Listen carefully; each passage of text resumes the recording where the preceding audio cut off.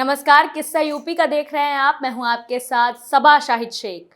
उत्तर प्रदेश के वाराणसी से एक चौंकाने वाला मामला सामने आया है। दरअसल दो मुस्लिम महिलाओं ने सीएम योगी को अपने खून से पत्र लिखा है। अपने खून से लिखे गए पत्र में वो सीएम योगी से इंसाफ की गुहार लगा रही है। इस पत्र से उन्होंने अपने ऊपर हुए उत्पीड़न और पुलिस की कार्रवाई की हकीकत बयान की है। मुस्लिम समाज की इन महिलाओं को उम्मीद है कि इस खत के बाद उनके साथ इंसाफ होगा। इसी पर चर्चा के लिए हमारे साथ मौजूद है कैपिटल टीवी के एग्जीक्यूटिव एडिटर राजीव जी। राजीव जी, बहुत बहुत स्वागत है आपका। धन्यवाद। इन महिलाओं ने आखिर सीएम योगी को खून से एक खत क्यों लिखा है? देखिए, खत तो किसी और चीज से भी लिखी जा सकती थी, लेकिन खून से लिखने का मतलब है कि प्रताड़ना इतनी बढ़ गई है कि अब बर्दाश्त नहीं हो रहा है। और पुलिस ने जिस तरीके से निष्क्रियता दिखाई है इस पूरे मामले में, उससे उन लोगों की उम्मीदें कमजोर हो गई और उसके बाद सीधे सीएम से गुहार लगाने के लिए पहुंच गए। उत्तर प्रदेश में ये धारणाएं हैं इस तरह की पुलिस के अंदर भी कि अलग अलग सोसाइटी के अलग अलग लोगों के कंप्लेन के ऊपर जिस तरीके से एक्टिव होकर कार्रवाई करनी चाहिए वो तरीका कमजोर हो चुका है, क्योंकि इन लोगों ने पहले ही सोच लिया है कि अगर ये कंप्लेन लेके आ रही है, महिला हो या फिर कोई पुरुष हो, तो जिस तरीके से कंप्लेन है उसमें हो सकता है कि ज्यादातर केसेस में ये लोग झूठे आरोप लगाते हैं। तो पुलिस भी अपनी इन्वेस्टिगेशन के बदले जज बनने की कोशिश कर देते हैं कि हम ही अदालत हैं और हमने मान लिया कि तुम्हारे साथ गलत नहीं हुआ है, इसलिए हम तुम्हारे मामले को आगे बढ़ाएंगे ही नहीं। और यही मामला देखने को मिला है। लेकिन इसके पीछे सबसे बड़ा कारण क्या है, इससे सामने निकल कर क्या आता है, यह सबसे महत्वपूर्ण मामला यहां देखने को मिल रहा है। दो महिलाओं ने खून से खत लिखा। खत में क्या लिखा कि उनके साथ उत्पीड़न हुआ है और अभी भी हो रहा है। पहला उत्पीड़न कहां हुआ? इन मुस्लिम महिलाओं का, जब वो नौकरी के लिए मदरसा में अर्जी दी जी। अब मदरसे के ऊपर तो सवाल हमेशा से उठते रहे हैं और अभी सर्वे में भी कई सवाल उठाए गए, लेकिन इन लोगों ने क्या सवाल उठाया है कि मदरसा में जब ये नौकरी के लिए अर्जी दी तो वहां पर एक के बाद एक ऐसे आधार बनाए गए जिससे कि वो परेशान हो गई। पहली बात, घूसखोरी का मामला उठाया। ये पहले भी मामला आ चुका है, मदरसा सर्वे के समय भी ये मामला उठा था कि कई मदरसा के टीचर्स ने ये आरोप लगाए थे कि हमसे नौकरी के लिए तो पैसा लिया ही जाता है, हर महीने जो पेमेंट दिया जाता है उसमें भी कमीशन ली जाती है। यह मामला पहले भी मदरसों के ऊपर उठा था। अब इन महिलाओं ने जो कहा है कि पहले तो हमसे पैसे मांगे गए और पैसा हमने थोड़े बहुत देने की कोशिश भी की, लेकिन फिर भी ये और ज्यादा पैसे मांगने लगे। लेकिन जब पैसे इन लोगों के पास नहीं थे तो इनसे एक और डिमांड की गई कि अगर पैसा नहीं देती हो तो सेक्सुअल फेवर दो। मतलब इन लोगों को शारीरिक संबंध बनाने के लिए दबाव बनाया गया। वहीं से बिखर गई कि अगर जिन मदरसों की हम सुरक्षा करते हैं, जिन मदरसों पे सवाल उठता है और सरकार जब इनके खिलाफ एक्शन ले रही है, कार्रवाई कर रही है, तो हम लोगों को बताया जाता है इन मुल्ला मौलवियों के माध्यम से कि तुम्हारे अधिकारों पर कुठाराघात हो रहा है, इसलिए सड़क पर उतरो।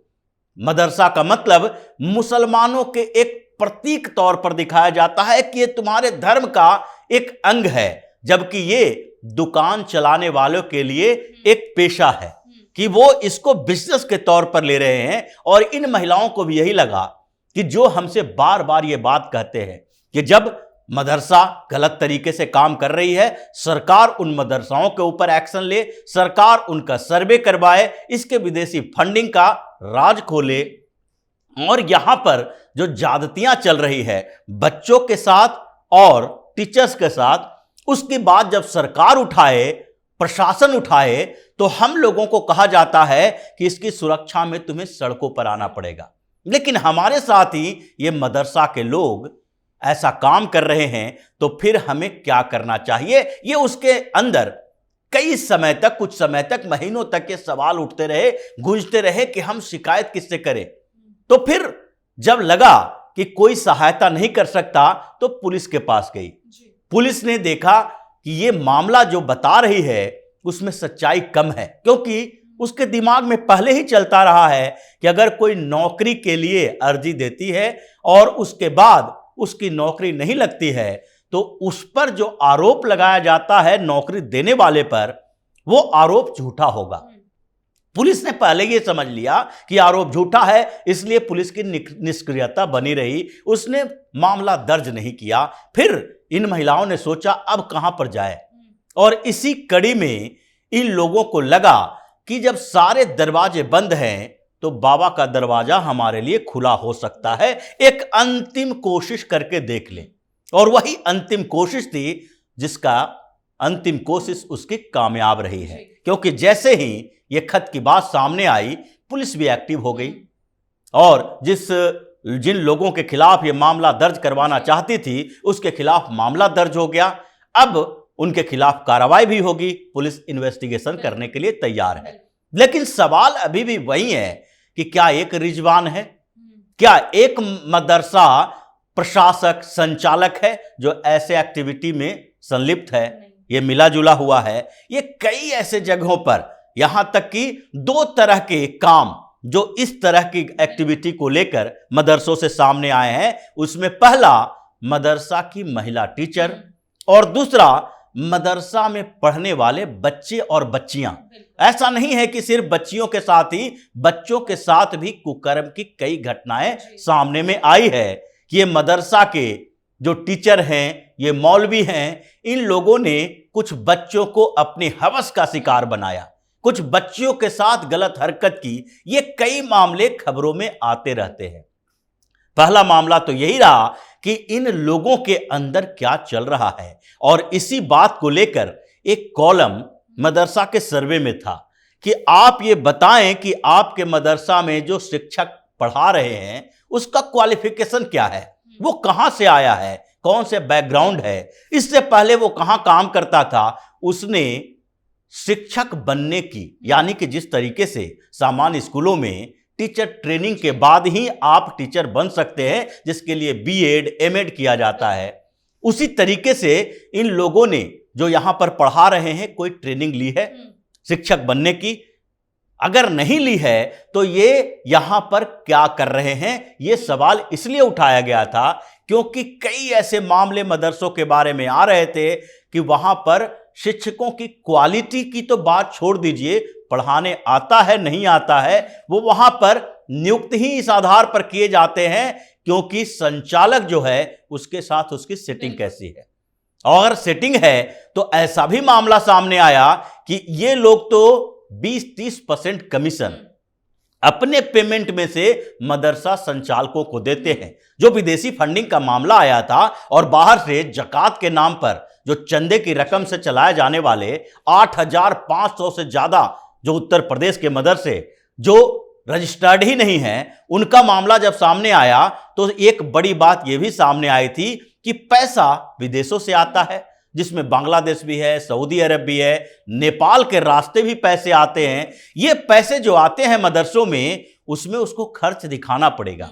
और खर्च दिखाने के लिए इन लोगों ने क्या किया था, पहले रजिस्टर में छात्रों की संख्या बढ़ाई गई, जिसका चेक हुआ जब तो पता चला कि ये 8,500 मदरसों में से मुरादाबाद जैसे जगहों पे, नेपाल बॉर्डर पर, गोरखपुर में, इन जगहों पर जो कुकुरमुत्ते की तरह फैले मदरसे हैं, उन जगहों पर तो अटेंडेंस बनाया जा रहा है 200-300 बच्चों का, और वहां पर दिखाई पड़ रहे हैं 20-25 बच्चे।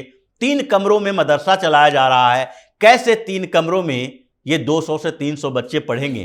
तो ये जो सेटिंग थी इसी बात को लेकर कि ज्यादा संख्या दिखाया जाए बच्चों का, और उसके बाद जो टीचर अपॉइंट किए जाते हैं उसको पहले ही बताया जाता है कि आपको यहां पढ़ाने के लिए नहीं आना है, आप सिर्फ यहां पर अपॉइंट होंगे, और अपॉइंटमेंट के लिए आप 2 दिन 4 दिन 10 दिन आ जाए महीने में। उसके बदले अगर आपकी सैलरी जो है वो 15,000 है तो उसमें से 40% आपको फिर से रिटर्न करना पड़ेगा, यानी जो ब्लैक मनी है उसको व्हाइट में तब्दील करके, और फिर वो जो फंडिंग चलता था उसमें से किया जाता था। किन लोगों के लिए ये काम करते थे? वही जो कन्वर्जन रैकेट चला रहे हैं, वही जो कि मदरसों के नाम पर जिहादी पाठशाला चला रहे हैं, बच्चों का माइंड वॉश करके उसे जिहाद की तरफ ले जाने के लिए जो इन लोगों को पैसा दिया जाता है वो काम कर रहे हैं। तो ये सारी परेशानियां पहले से ही पता है। और जो 10,000 से ज्यादा मदरसों की लिस्ट बनी है उसमें से इन सब बातों का जिक्र किया गया है और इन महिलाओं ने दिखा दिया है कि धर्म के नाम पर तुम हमें बेवकूफ नहीं बना सकते। अगर मदरसे की बात है या फिर यूसीसी की बात है तो इन मामलों में कम से कम ये तो तय है कि मुस्लिम महिलाओं ने यूसीसी के मामले में भी सरकार का साथ देने का फैसला किया है। और अभी जो सबसे ताजा सर्वे है उसमें तो यही कहा गया कि 57% से ज्यादा मुस्लिम महिलाएं जो है वो मानती है कि यूसीसी को लागू किया जाना चाहिए, जबकि उसके घर में ही यूसीसी के विरोधी बैठे हुए हैं। मतलब अगर धर्म के नाम पर आप किसी भी जेंडर के आधार पर शोषण करोगे तो उसका विद्रोह होगा और मुस्लिम समाज में देखने को मिल रहा है। इसीलिए सीएम योगी को जो खून से खत लिखा गया है इस बात का संकेत है कि बदलाव धर्म का मुंह नहीं देखता है। बदलाव जो तरीके से होते हैं उन तरीकों में कोई भी उसका योद्धा बन सकता है, जो सीएम योगी आजकल कर रहे हैं। और इसलिए ये जो अखिलेश यादव जैसे लोग हमेशा धर्म की बात करते हैं कि भारतीय जनता पार्टी मुसलमानों का टॉर्चर करके वो खुश होती है और अपना वोट का आधार बढ़ाती है, उनको भी ये देखना चाहिए, पढ़ना चाहिए और समझना चाहिए कि मुस्लिम महिलाओं ने उन्हें खत क्यों नहीं लिखा। आखिरकार अखिलेश यादव से गुहार क्यों नहीं लगाई कि आप भी पूर्व मुख्यमंत्री हैं, आपके भी एडमिनिस्ट्रेशन में अपनी पकड़ है, आप मेरे लिए आइए, प्रदर्शन कीजिए, हंगामा कीजिए और हमें न्याय दिलाइए। क्योंकि उम्मीद नहीं है इन लोगों से और इसलिए जिससे उम्मीद है उसके पास लेटर लिखा जिसके ऊपर कार्रवाई भी हुई है। बहुत बहुत शुक्रिया आपका। धन्यवाद। तो देखा आपने, इस बात से सब वाकिफ हैं कि सीएम योगी हमेशा से ही सबका साथ, सबका विकास की बात करते हैं और प्रधानमंत्री नरेंद्र मोदी ने भी अपने कार्यकाल में 3 तलाक जैसे मामलों को खत्म करके मुस्लिम समुदाय की महिलाओं को बढ़ावा दिया, जिस वजह से अगर आज भी यूपी में मुस्लिम महिलाओं को कोई परेशानी होती है तो वो सबसे पहले सीएम योगी को याद करती है, क्योंकि उन्हें पता है सीएम योगी बदमाशों पर जीरो टॉलरेंस की नीति अपनाते हैं, बदमाशों पर तगड़ी कार्रवाई करते हैं और जनता को न्याय दिलाते हैं। इसलिए इन 2 मुस्लिम महिलाओं ने भी सीएम योगी से गुहार लगाई है ताकि उन्हें न्याय मिल सके।